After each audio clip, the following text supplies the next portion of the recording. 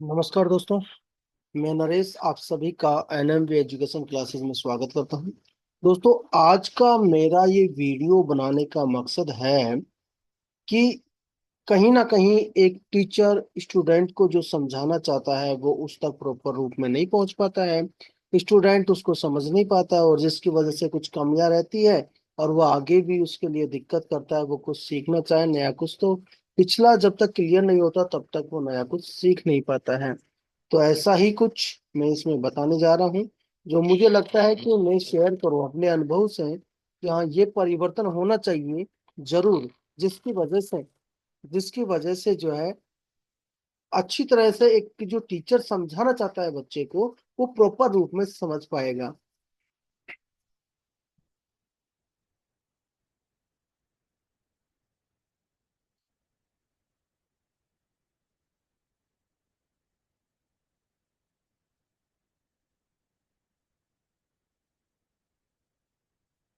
शिक्षक और विद्यार्थी।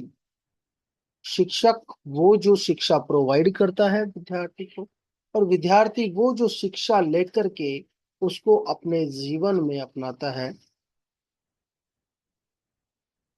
कुछ महत्वपूर्ण बातें हैं।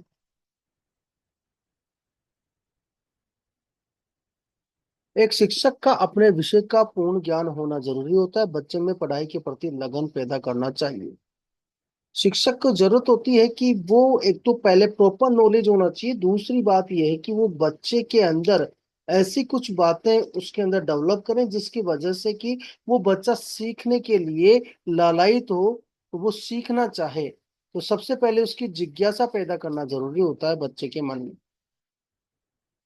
एक शिक्षक को सिलेबस पूरा करवाने से ज्यादा बच्चे को समझाते हुए ज्ञान प्रदान करने का ध्यान देना चाहिए। बच्चा भी हर एक शिक्षा को पूरे ध्यान से ग्रहण करता है, वह सीखता है।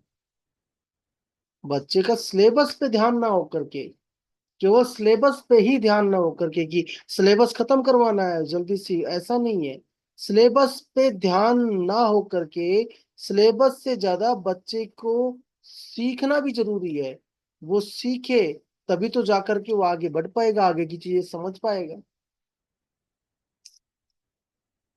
एक बार बच्चे को प्रारंभिक ज्ञान सही हो जाता है तो वो बच्चा आसानी से आगे का ज्ञान सही रूप में प्राप्त कर सकता है, और परीक्षा का परिणाम तो अच्छा आता ही है। जब उसकी नॉलेज अगर प्रॉपर तरीके से चल रही है, वो बच्चा हर एक चीज को समझ पा रहा है, तो आगे उसको प्रॉब्लम नहीं होती और वो रिजल्ट भी अच्छा ही देता है, अच्छा रिजल्ट उसको प्राप्त होता है। एक शिक्षक अगर बच्चे की कमियों को दूर करके आगे का ज्ञान प्रदान करता है तो बच्चे को मारकर, डांट कर, डरा करके पढ़ाने की आवश्यकता नहीं होती है, और बच्चा बड़े प्यार से बिना डरे आसानी से शिक्षा प्राप्त कर लेता है। बच्चे की कमियों को दूर किया जाए। सबसे पहले क्या कमी है जिसकी वजह से वो सीख नहीं पा रहा है, वो कमियां पहले दूर की जाए। उसके बाद में आगे की नॉलेज उसको दी जाए जिससे कि बच्चा आसानी से, बिना डरे, आसानी से शिक्षा प्राप्त कर सके। उसको पिटाई करने की भी आवश्यकता नहीं होती, उसको डांटने की भी आवश्यकता नहीं पड़ेगी। बच्चे को डराने से, मारने से बच्चे का फायदा नहीं बल्कि नुकसान ही होता है। वो अपनी कमियों को शिक्षक को नहीं बता पाता है, वो आगे तक कमियां ही बनी रहती है। बिल्कुल सही बात है। भाई, बच्चे को हमने डांटा, मारा, फटकारा, जिसकी वजह से हम समझ रहे हैं कि उसका रिजल्ट अच्छा आएगा, बस ठीक है, रिजल्ट बिल्कुल अच्छा आएगा। लेकिन क्या वास्तविकता में वो सीख पा रहा है क्या? वो वास्तविकता में नहीं सीख पा रहा होता है। और अगर मान लो सीख भी पा रहा होता है और कुछ कमियां अगर रहती है तो उन कमियों को वो टीचर को नहीं बता पाता है, जिसकी वजह से वो कमियां आगे तक बनी रहती है। उसके मन में डर बैठ जाता है कि अगर मैं टीचर से पूछूंगा तो टीचर मुझे डांटेगा या मारेगा। तो इस वजह से वो नहीं पूछ पाता और वो कमियां आगे बनी रहती है। रिजल्ट भले ही अच्छा आ जाए लेकिन आगे वो प्रॉब्लम जो रहती है वो सॉल्व नहीं हो पाती। एक शिक्षक का सिर्फ एकमात्र उद्देश्य होना चाहिए कि वो ज्ञान विद्यार्थी को दे रहा है ना, वो उसी सही रूप में वो सीख रहा है, वो बच्चा सीख रहा है। उसको जो ज्ञान दिया जा रहा है, सिलेबस भले ही धीरे हो जाए, लेकिन लेकिन जो शिक्षा उसको दी जा रही है उस बच्चे को, वो प्रॉपर रूप में सीख पाए, सही रूप में समझ पाए, तभी जाकर के वो आगे का ज्ञान सही तरीके से प्राप्त कर पाएगा।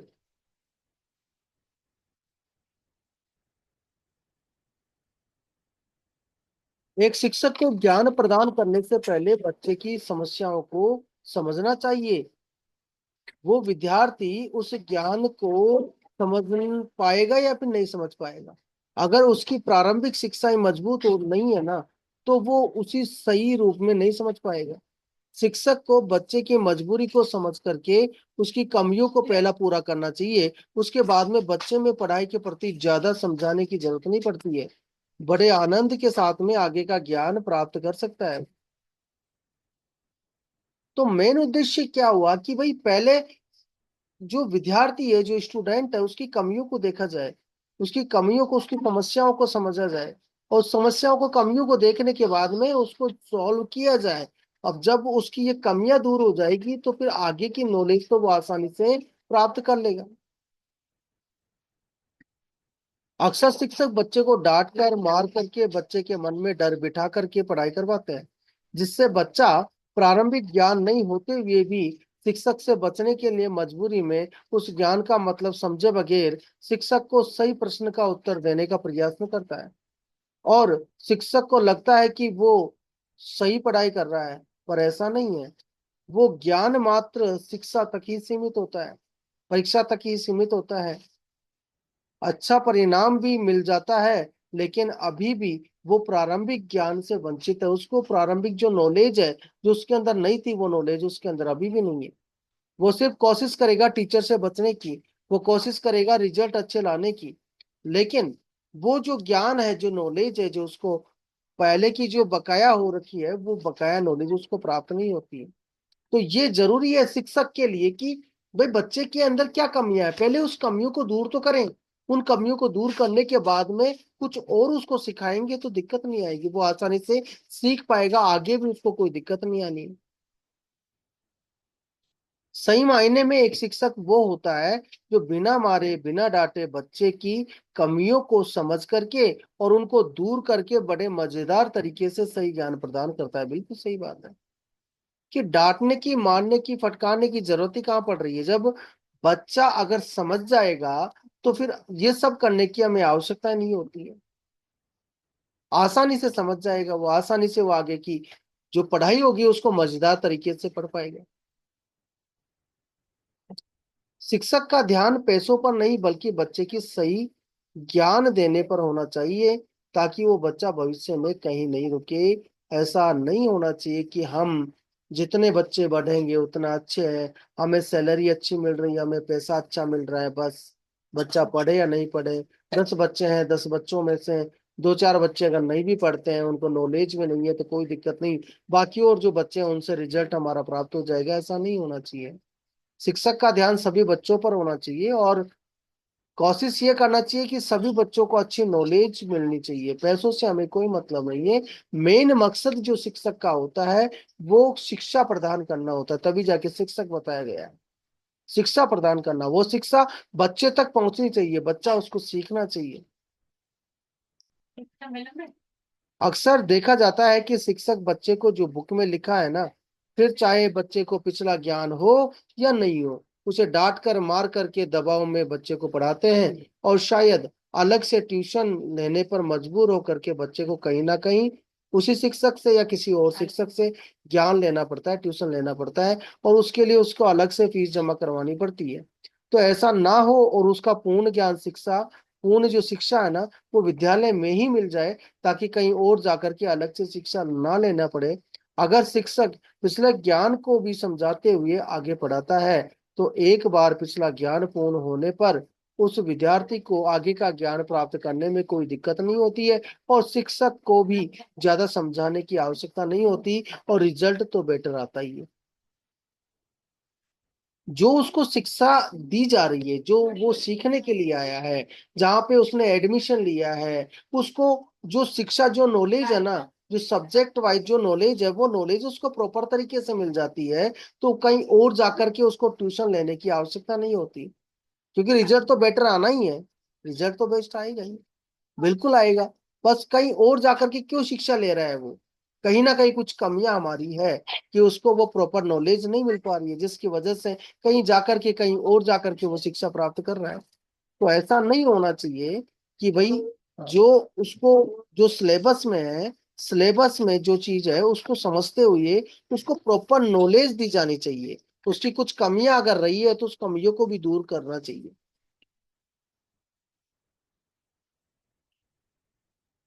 बच्चे का पढ़ाई के प्रति जागरूक करना ताकि बच्चा पढ़ाई में अच्छा समझ सके, अच्छा हो।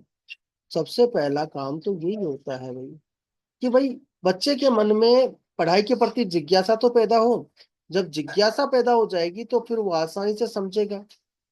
जब भी शिक्षक पढ़ाने के लिए कक्षा में आए तो कुछ देर पुराना जरूर पूछ ले, कोई दिक्कत तो नहीं है।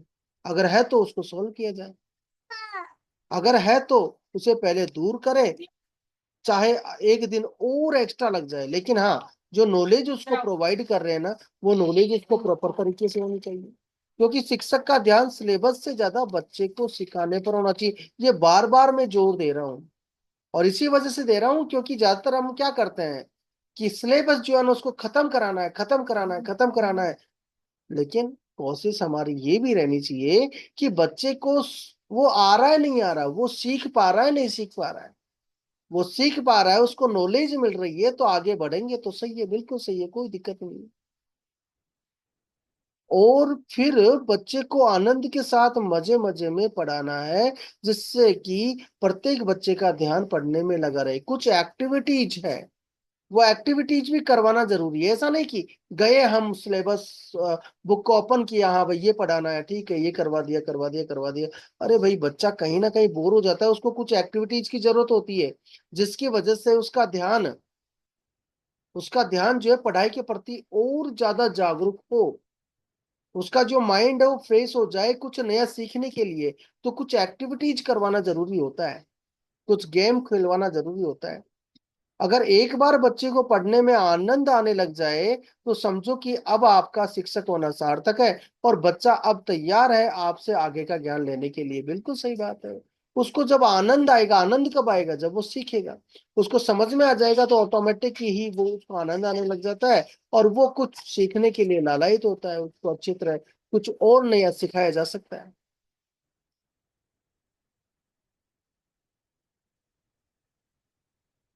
बच्चे को कभी भी पढ़ाई एक मस्तिष्क पर दबाव ना लगे, कभी भी ना लगे ऐसा कि पढ़ाई मेरे लिए प्रेशर है, मैं क्यों पढ़ रहा हूँ, मजबूरी है। ऐसा क्यों लगता है, आखिर कहीं ना कहीं कोई कमी है इस वजह से।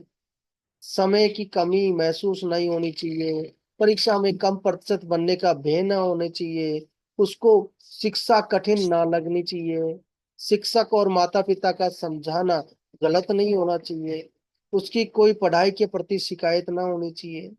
ये कुछ बातें हैं जो मैंने इस वजह से रखी है, जिनके कारण जो है बच्चा पढ़ नहीं पाता। उसके माइंड में अगर ऐसा हो जाता है कि यार मैं तो पढ़ नहीं सकता, मैं कमजोर हूं, ऐसा कुछ अगर माइंड में हो जाता है तो वो सीखना चाहे तो नहीं सीख पाता है। तो हमेशा हमें हर एक चीज को समझाना चाहिए, लेकिन पॉजिटिव वे में समझाना चाहिए। नेगेटिव वे में उसको समझाना नहीं चाहिए जिसकी वजह से कि वो डिमोटिवेट हो जाए। माता पिता हो या शिक्षक हो अपने बच्चे को समझाएंगे तो इस तरह से समझाएं कि हाँ भाई, वो बच्चा जो है उस पढ़ाई के प्रति उसका मन लगना चाहिए, ना कि उससे दूर होना चाहिए। बच्चे की शिक्षा ही बच्चे का भूत और वर्तमान और भविष्य निर्धारित करता है। पिछला क्या है और वर्तमान में क्या सीख रहा है, वो आगे भविष्य में क्या होगा, ये सब कुछ निर्भर करता है शिक्षा के ऊपर। और शिक्षा जो घर पर मिलती है वो भी जरूरी है, और शिक्षा जो बुक में मिलती है, जो हम स्कूल में सीखते हैं, जो वो भी जरूरी है। तो ये उसका भविष्य बनाती है बच्चों का। साप्ताहिक मासिक बच्चों को पढ़ाई के प्रति जागरूक करने के लिए पढ़ाई के गेम होते रहना चाहिए, गेम खिलवाना जरूरी है। पढ़ाई से रिलेटेड गेम करवाने जरूरी है, जिससे कि बच्चे के मन में जिज्ञासा पैदा हो, और बच्चों की पढ़ाई का लेवल बताने और जानने के लिए निरंतर या तो साप्ताहिक या फिर मासिक या फिर शिक्षक अपने हिसाब से भी बच्चों की परीक्षा लेता रहना चाहिए, जिससे कि वो डिमोटिवेट नहीं हो बल्कि मोटिवेट हो। उसको जो मार्क्स मिले सिर्फ उसी को ही बताया जाए, उसी को ही बता करके देखो बेटा ये चीज है, इतना आया है, इस बार ये इसमें चेंज करेंगे तो ये और बेटर हो जाएगा। इस तरह से समझाया जाए, उसको बताया जाए। ये नहीं कि सब बच्चों के सामने उसको मार्क्स बता करके डिमोटिवेट कर दिया। टीचर ने जो बताया है वो तो उसको समझ में आ गया, लेकिन बाकी और जो बच्चे हैं जिनके मार्क्स अच्छे आए हैं वो उसको और डिमोटिवेट करते हैं। तो ऐसा नहीं होना चाहिए। ये सभी बातें मैंने अपने अनुभव से, जो मेरा 15 इयर्स का जो टीचिंग एक्सपीरियंस है, इससे मैंने शेयर किया है कि ऐसा होता है। तो ये ना हो और बच्चा और अच्छे से सीख पाए, मुझे ऐसा लगा, इसलिए मैंने ये वीडियो बनाया, शेयर किया मेरी नॉलेज को। तो आप कहीं ना कहीं अगर मान लो कुछ त्रुटि है अगर हुई है तो आप क्षमा करें। मैंने अपने अनुभव से समझ करके अपने विचार साझा किए हैं। ऐसा होने से बच्चों की शिक्षा में सुधार हो सकता है, ये मैं मानता हूं।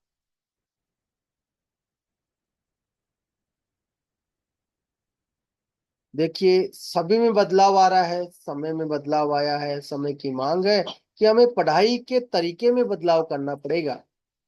जो पहले जिस तरीके से पढ़ाते चले आ रहे हैं उनमें चेंज करना पड़ेगा, जिसकी वजह से बच्चों में वो शिक्षा प्रॉपर रूप में पहुंच सके। धन्यवाद।